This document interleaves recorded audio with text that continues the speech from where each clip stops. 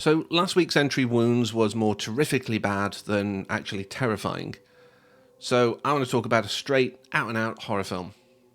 That is, of course, unless you speak to the director, in which case, once again, we're talking about something different. So let's talk about 1998's John Carpenter's Vampires, which gives me a wonderful mental image of him leading a group of vampires like Valak does in the film.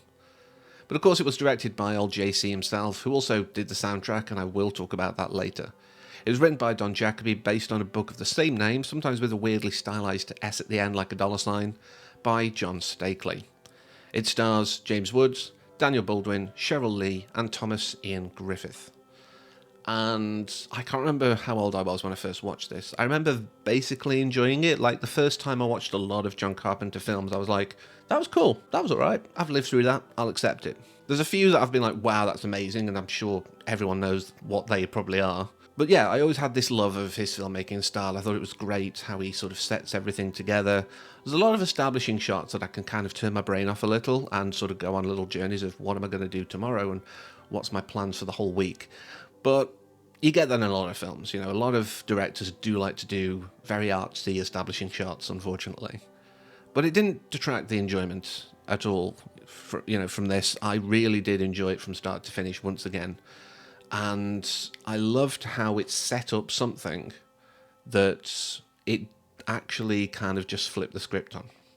I love it when films do that. They'll start one way and then go, no, this is not what we're doing. But before I continue much further, I do want to thank a certain person whose name you will see about halfway through the video for recommending watching this again. They did want to hear my take, and I'm so glad that you did request it. Thank you so much. But yeah, I enjoyed it. The fact that it started with the group all together, and you see these guys, they know what they're doing. These are elite slayers, as we find out later, funded by the church. In the book, it's kind of a private venture that's also secretly funded by the church, so it's kind of similar. But of course, they all get killed off, and this is where I want to talk about suddenly going, wait, that's Kari Hiroyuki Tagawa. I'd forgotten he was in this as Deo. And there is a story that he was asking John Carpenter, about his backstory. Can he sort of add certain bits to the character?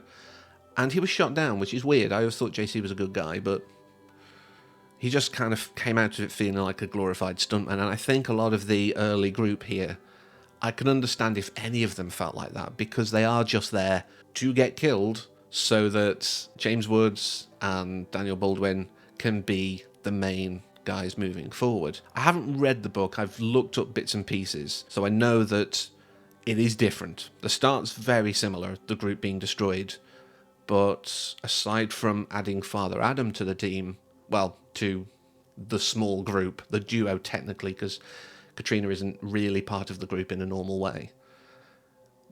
They do build a full team, and there's a whole different thing. So this is a different story. Part of that comes from the fact that at some point during production, the process, they suddenly went, tell you what, you can have 2/3 of what we were going to offer you. And they were like, we need to scale everything back a little, or a lot. So that's why I think it became such a different film from everything I can see, from original conception and from the novel. Originally they were going after silver bullets and things like that, nothing to do with this Bezier cross at all. But this was very interesting as a film from seeing what they made out of those constraints. I didn't know those constraints going in the first time. I didn't know them going in this time. I actually looked it up after the fact. I like to sometimes spice a review or analysis up with extra details if I can. I thought some of those were quite interesting. But Thomas Ian Griffith isn't one of those faces that I'm super familiar with. He was very charismatic and alluring, but also carried a threat. And that's what you want for a vampire, especially a more gritty vampire. Because I said at the start, this isn't a straight out-and-out horror film. It isn't. It's very much a neo-Western with horror elements. We have our group, our heroic posse, who are then, absolutely decimated. Actually, more than decimated, because, Is it down to 10% or 10% removed? Someone tell me in the comments. I always get those the wrong way around. But either way, they are mostly destroyed. There's only a couple left. And then they have to go and get revenge and beat the bad guy who's threatening the small town, if you will. It follows like a Western. Of course, the ending with, sending Montoya off riding into the sunset with the threat that I'll see you again and you're not going to survive. It's very Western. And that's why I wanted to talk about the soundtrack too. Because this has a very Western-y kind of soundtrack. It's got a slight guitar-y sound, but most of the instruments here are synth-based, it seems. There's a lot of, at least, effects done on them. It sounds very sort of 80s, even though it was 90s. And I loved it. It really set the tone so well. There were moments I was sat there just listening to the soundtrack more than what was going on. I was listening to moments and just being transported, I guess, to a different time, and I loved it for that. John Carpenter has always been great at scoring his own films. I've said it, I'm sure, in my other Carpenter reviews where he's done it. If the guy making the film is doing the soundtrack, he knows exactly what tone he wants to set. He doesn't have to tell someone else. He goes, I want this feeling. What would suit that also is right for the setting of the film, right for everything else? What can I put into this to make that work? And this is why I love these kind of films, that he does both duties on. Sometimes even when he's helped by others, he's still the main guiding force. It's just that he's kind of got someone to maybe pick up just the small scenes that he's not too, I guess, bothered about, being 100% exactly what he wanted, as long as it's somewhere in the right area and it's someone he's worked with so they know his style, his idea. But yeah, I loved so much about this film, like I say. And Cheryl Lee is one of those people who... Well, there's a lot of people in the world who, once you see them in one role, that's who they are from now on. Like James Woods in this film. He's Hades. I don't care what anyone says. He's always Hades now, especially because I play Kingdom Hearts series. That's who he is. Cheryl Lee was, at least in her first introduction, not dead, not wrapped in plastic. If you get me. She'll always be that to me. There were moments in this film I was expected to speak backwards. It's that much linked into my brain. And her screaming is absolutely brilliant. I don't know how she hasn't absolutely destroyed her voice by now. Because it's so shrill, it's so piercing, it's so loud. You can tell even on a film. I think being on a set, if she was going full bore, would be horrific on the ears. And I respect her for that. I respect anyone who can do a good scream. But she's also got a lot of animality to her in this, especially when she's communing with Valak. She has this kind of sneer, this snarling kind of face that's just not terrifying, but it does sort of set me on edge a little as I'm watching it. I'm sat there going, okay, she could turn at any moment. She could suddenly click and go, oh yeah, I'm a vampire now. I'm going to bite you. And I love that. I love the fact that it was always seemed like she was on the edge. The idea is that she's fighting this virus, as Montoya calls it at some point in the film. And, she's having this war inside her between the human and the vampire, if you will, before it completely overtakes her. And you can see that in a lot of scenes. Her wriggling when she's seeing these vampires being dragged out towards the end. It's because the vampire's really starting to win now, this battle. She's feeling the sympathy. It isn't just, oh my god, this is an horrific thing to watch, like most people would think. It's, this could be me. I could be out here in the sun and suddenly, boom, that's not good. And I loved it. There's so much in this that I absolutely love, but there is one thing that I do have to talk about before I forget, because I've just remembered about it. Father Adam in this film is a great character. It's a good audience analog at some point. He does do a couple of exposition dumps. I did notice. I'm getting that jaded now, unfortunately. But it was fine. He was a good analog. He helped us understand this world a little better, and was also played by Tim Guinea. Now, some of you may have thought that you recognised his face when you've watched this, especially if you watched it after you'd already watched Blade, because Blade came out, I believe, a month later, in August of 1998. And in the hematology place where Karen works, she has this guy who's after her called Curtis, who becomes that kind of zombified vampire thing, who is also played by Tim Guinea. Now, of course, I'm not saying he was typecast. I just find it funny that one guy is in a role in two separate films about vampires and vampire slayers that have at least a small Western element to them. It's just really weird. But I guess this was during a bit of a vampire resurgence. We just started airing Buffy the Vampire Slayer, for one example. So it kind of makes sense. And a lot of actors do tend to find themselves drawn to genre works a lot. So it does make some sense. But I do want to end out with a couple of sort of light notes, although one doesn't start particularly light. Around the time of this being made, John Carpenter had, I think, what could only be termed a string of failures.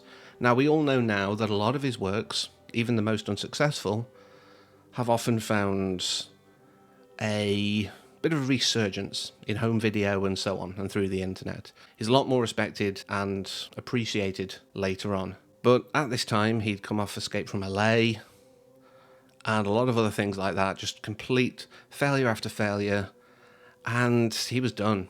He was ready to retire. That was it. No more films. But the offer to direct this came, across his lap, and he was like, this is like a Western with vampires. I could do something with this. I can have fun with this.